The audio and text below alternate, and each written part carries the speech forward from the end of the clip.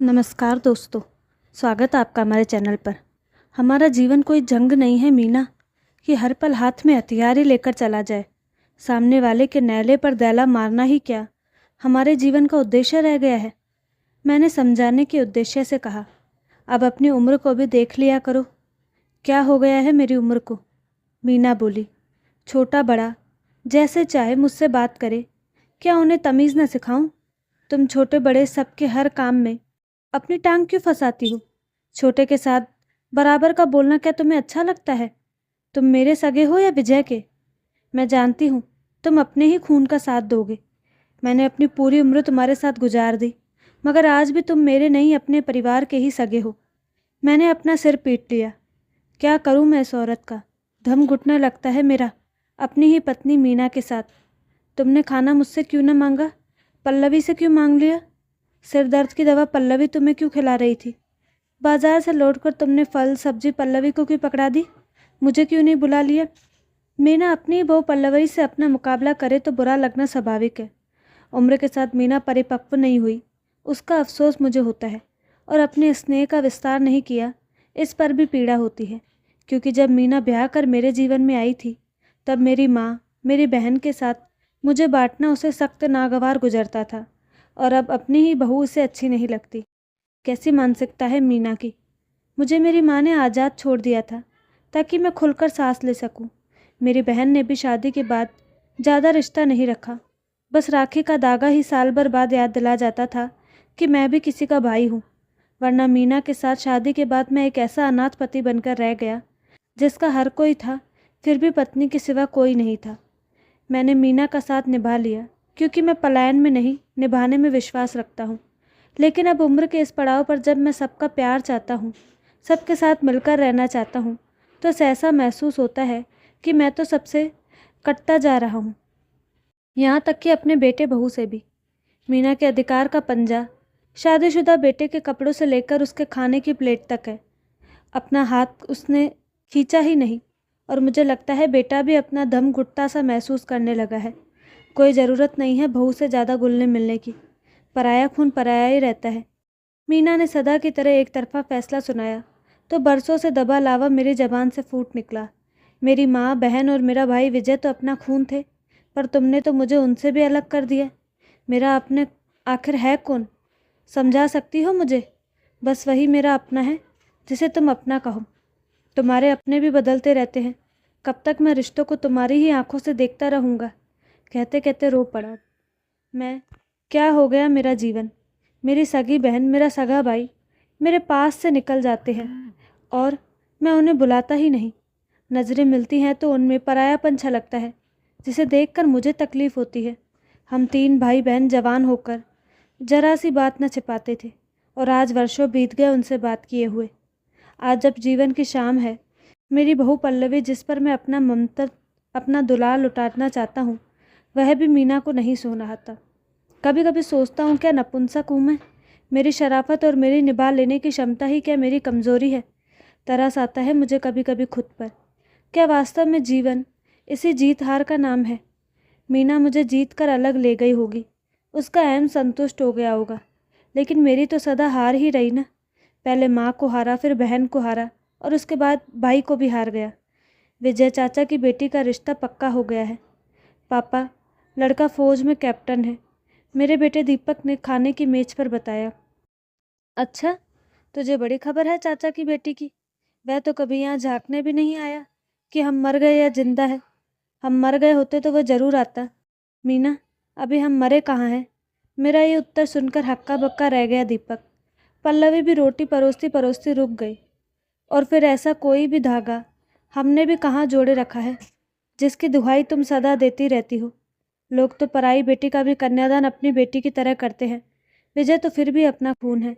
उस लड़की ने ऐसा क्या किया है जो तुम उसके साथ दुश्मनी निभा रही हो? खाना पटक दिया मीना ने। अपने पराए खून की दुहाई देने लगी। बस मीना, मैं इस बहस में नहीं पड़ना चाहता कि कल क्या हुआ था। जो भी हुआ उसका इससे बुरा परिणाम और क्या होगा कि इतने सालों में हम दोनों भाइयों ने एक दूसरे की शक्ल तक नहीं देखी। आज अगर पता चला है कि उसकी बच्ची की शादी है तो उस पर भी तुम ताना कसने लगी। उसकी शादी का तो मुझे 15 दिन से पता है, क्या वह आपको बताने आया? अच्छा, 15 दिन से पता है, तो क्या तुम बधाई देने गई? सदा दूसरों से ही उम्मीद करती हो। कभी ये भी सोचा है कि अपना भी कोई फ़र्ज़ होता है? कोई भी रिश्ता एक तरफ़ा नहीं चलता। सामने वाले को भी तो पता चले कि आपको उसकी परवाह है। क्या वह दीपक की शादी में आया था? अभी मीना इतना ही कह पाई थी कि मैं खाना छोड़कर उठ खड़ा हुआ। मीना का व्यवहार असहनीय होता जा रहा है। ये सोचकर मैं सिहर उठता कि एक दिन पल्लवी भी दीपक को लेकर अलग रहने चली जाएगी। मेरी उम्र भर की साथ मेरा बेटा भी जब साथ नहीं रहेगा तो हमारा क्या होगा? शायद इतनी दूर तक मीना सोच नहीं सकती। सहसा माली ने अपनी समस्या से चौंका दिया।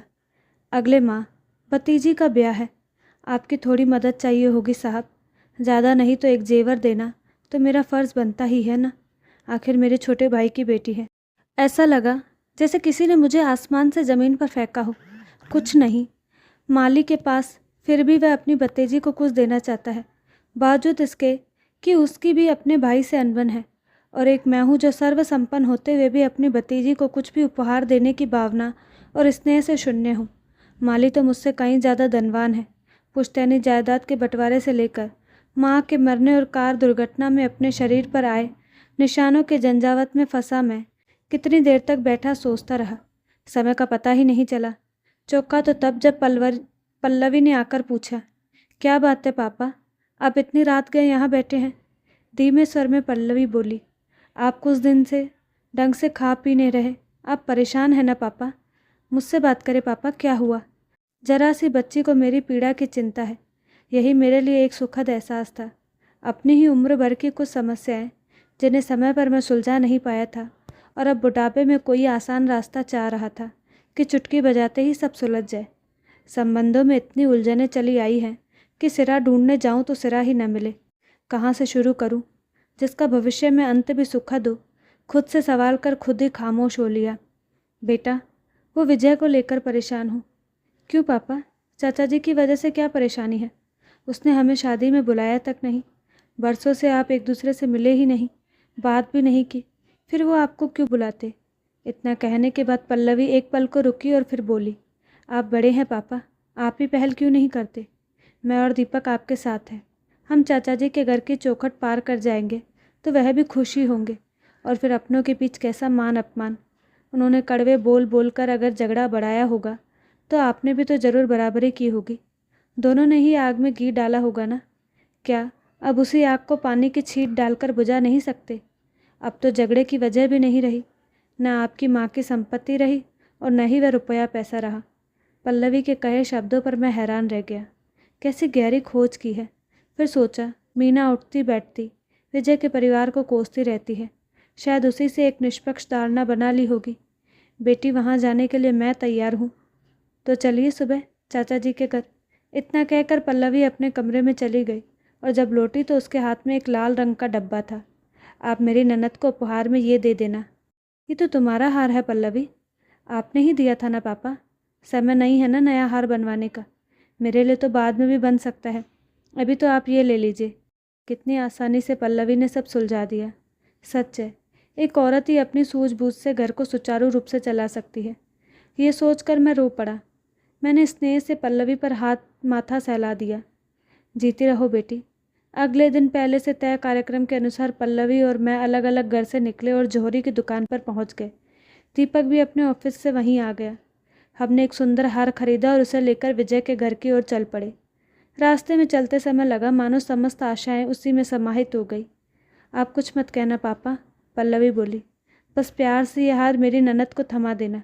चाचा नाराज़ होंगे तो भी हंसकर टाल देना। बिगड़े रिश्तों को संवारने में कई बार अनचाहा भी सहना पड़े तो सह लेना चाहिए। मैं सोचने लगा, दीपक कितना भाग्यवान है कि उसे पल्लवी जैसी पत्नी मिली है जिसे जोड़ने का सलीका आता है। विजय के घर की दहलीज पार की तो ऐसा लगा मानो मेरा हलक आवेग से अटक गया है। पूरा परिवार बरामदे में बैठा शादी का सामान सहेज रहा था। शादी वाली लड़की चाय टेर में सजा कर रसोई के बाहर आ रही थी। उसने मुझे देखा तो उसके पैर दहलीज से ही चिपक गए। मेरे हाथ अपने आप ही फैल गए। हैरान थी मुन्नी हमें देखकर। आजा मुन्नी, मेरे कहे इस शब्द के साथ मानो सारी दूरियां मिट गई। मुन्नी ने हाथ की ट्रे पास की मेज पर रखी और भागकर मेरी बाहों में आ समाई। एक पल में ही सब कुछ बदल गया। निशा ने लपक कर मेरे पैर छुए और विजय मिठाई के डब्बे छोड़ पास सिमट आया। बरसों बाद भाई गले से मिला तो सारी जलन जाती रही। पल्लवी ने सुंदर हार मुन्नी के गले में पहना दिया। किसी ने भी मेरे इस प्रयास का विरोध नहीं किया। भाभी नहीं आई, विजय बोला। लगता है मेरी भाभी को मनाने की ज़रूरत पड़ेगी। कोई बात नहीं, चलो निशा, भाभी को बुला लाए। रुको विजय, मैंने विजय को ये कहकर रोक दिया कि मीना नहीं जानती कि हम यहाँ आए हैं। बेहतर होगा तुम कुछ देर बाद घर आओ। शादी का निमंत्रण देना। हम मीना के सामने अनजान होने का बहाना करेंगे, उसके बाद हम मान जाएंगे। मेरे इस प्रयास से हो सकता है मीना भी आ जाए। चाचा, मैं तो बस आपसे ये कहने आया हूँ कि हम सब आपके साथ हैं। बस एक बार बुलाने चले आइए, हम आ जाएंगे। इतना कहकर दीपक ने मुन्नी का माथा चूम लिया था। अगर भाभी ना मानी तो? मैं जानती हूँ वह बहुत जिद्दी है, निशा ने संदेह जारी किया। ना मानी तो न सही, मैंने विद्रोही स्वर में कहा। घर पर रहेगी, हम तीनों आ जाएंगे। इस उम्र में क्या आप भाभी का मन दुखाएंगे? विजय बोला। 30 साल से आप उनकी हर जिद मानते चले आ रहे हैं। आज एक झटके से सब नकार देना उचित नहीं होगा। इस उम्र में तो पति को पत्नी की ज़्यादा ज़रूरत होती है। वो कितना गलत सोचती हैं कि उन्हें पहले ही दिन समझाया होता। इस उम्र में वह क्या बदलेंगी, और मैं नहीं चाहता वह टूट जाए। विजय के शब्दों पर मेरा मन भीग भीग गया। हम ताई जी से पहले मिल तो ले, ये हार भी मैं उन्हीं से ही लूँगी, मुन्नी ने सुझाव दिया। एक रास्ता है पापा, पल्लवी ने धीरे से कहा। ये हार यहीं रहेगा। अगर मम्मी जी यहाँ आ गई तो मैं चुपके से ये हार लाकर आपको थमा दूंगी और आप दोनों मिलकर दीदी को पहना देना। अगर मम्मी जी ना आई तो ये हार तो दीदी के पास ही है। इस तरह सब कुछ तय हो गया। हम अलग अलग घर वापस चले आए। दीपक अपने ऑफिस चला गया। मीना ने जैसे ही पल्लवी को देखा सहसा उबल पड़ी। सुबह सुबह ही कौन सी ज़रूरी खरीदारी करनी थी जो सारा काम छोड़कर घर से निकल गई। पता है ना, दीपक ने कहा था कि उसकी नीली कमीज़ धो देना। दीपक उसका पति है, तुमसे ज़्यादा उसे अपने पति की चिंता है। क्या तुम्हें मेरी चिंता नहीं? आप चुप रहिए, मीना ने लगभग डांटते हुए कहा। अपना दायरा समेटो मीना, बस तुम ही तुम होना चाहती हो सबके जीवन में। मेरी माँ का जीवन भी तुमने समेट लिया था और अब बहू का भी तुम ही जियोगी। कितनी स्वार्थी हो तुम। आजकल आप बहुत बोलने लगे हैं। प्रति उत्तर में मैं कुछ बोलता उससे पहले ही पल्लवी ने इशारे से मुझे रोक दिया। संभवत विजय के आने से पहले वह सब शांत रखना चाहती थी। निशा और विजय ने अचानक आकर मीना के पैर छुए, तब सांस रुक गई मेरी। पल्लवी दरवाजे की ओर से देखने लगी। भाभी, आपकी मुन्नी की शादी है, विजय विनम्र स्वर में बोला। कृपया आप सह परिवार आकर उसे आशीर्वाद दें। पल्लवी हमारे घर की बहू है, उसे भी साथ लेकर आइए। आज सुधाई भाभी की, सारे शहर में न्योता बांट दिया और हमारी याद अब आई, मैंने मीना की बात को बीच में काटते हुए कहा। तुमसे डरता जो है विजय, इसीलिए हिम्मत नहीं पड़ी होगी। आओ विजय, कैसी हो निशा? विजय के हाथ से मैंने मिठाई का डब्बा और कार्ड ले लिया। पल्लवी को पुकारा, वह भी भागी चली आई और दोनों को प्रणाम किया। जीती रहो बेटी। निशा ने पल्लवी का माथा चूमा और अपने गले से माला उतारकर पल्लवी को पहना दी। मीना ने मना किया तो निशा ने ये कहते हुए टोक दिया कि पहली बार देखा है इसे दीदी, क्या अपनी बहू को खाली हाथ देखूंगी? मूक रह गई मीना। दीपक भी योजना के अनुसार कुछ फल और मिठाई लेकर घर चला आया। बहाना बना दिया कि किसी मित्र ने मंगाई है और वह उसके घर उत्सव पर जाने के लिए कपड़े बदलने आया है। अब मित्र का उत्सव रहने दो बेटा, विजय बोला। चलो चाचा के घर और बहन की डोली सजाओ। दीपक चाचा से लिपट फूट फूट कर रो पड़ा। एक बहन की कमी सदा खलती थी दीपक को। मुन्नी के प्रति सहज स्नेह बरसों से उसने भी दबा रखा था। दीपक का माथा चूम लिया निशा ने। क्या क्या दबा रखा था सबने अपने अंदर। ढेर सारा स्नेह, ढेर सारा प्यार, मात्र मीना की जिद का फल था जिसे सबने इतने साल भोगा था। बहन की शादी के काम में हाथ बटाएगा ना दीपक? निशा के प्रश्न पर फट पड़ी मीना। आज ज़रूरत पड़ी तो मेरा बेटा और मेरा पति याद आ गए तुझे। कोई नहीं आएगा तेरे घर पर। अवाक रह गए सब।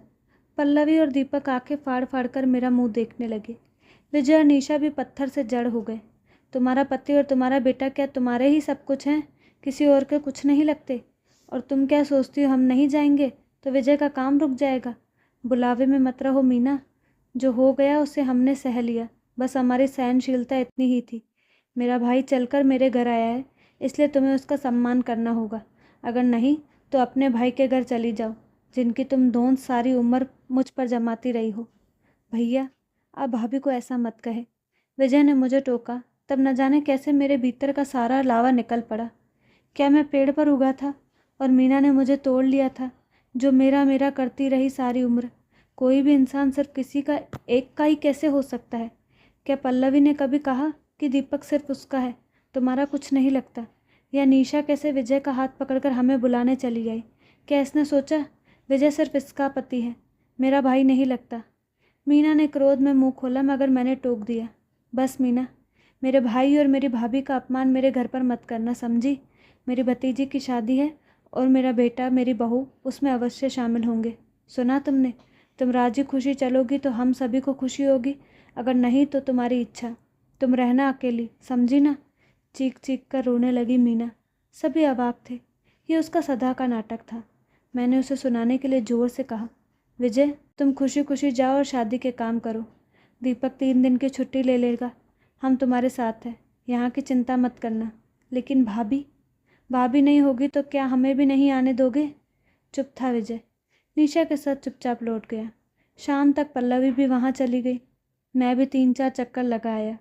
शादी का दिन भी आ गया और दूल्हा दुल्हन आशीर्वाद पाने के लिए अपनी अपनी कुर्सी पर भी सज गए। मीना अपने कोप भवन से बाहर नहीं आई। पल्लवी, दीपक और मैं विदाई तक उसका रास्ता देखते रहे। आधी अधूरी ही सही, मुझे बेटी के ब्याह की खुशी तो मिली। विजय बेटी की विदाई के बाद बेहाल सा हो गया। इकलौती संतान की विदाई के बाद उभरा खालीपन आंखों से टपकने लगा। तब दीपक ने ये कहकर उभार लिया, चाचा, आंसू पोंछ ले। मुन्नी को तो जाना ही था अपने घर, हम हैं ना आपके पास। ये पल्लवी है ना? मैं विजय की चौखट पर बैठा सोचता रहा कि मुझसे तो दीपक ही अच्छा है, जिसे अपने को अपना बनाना आता है। कितने अधिकार से उसने चाचा से कह दिया था, हम हैं ना आपके पास। और बरसों से जमी बर्फ़ पिघल गई थी।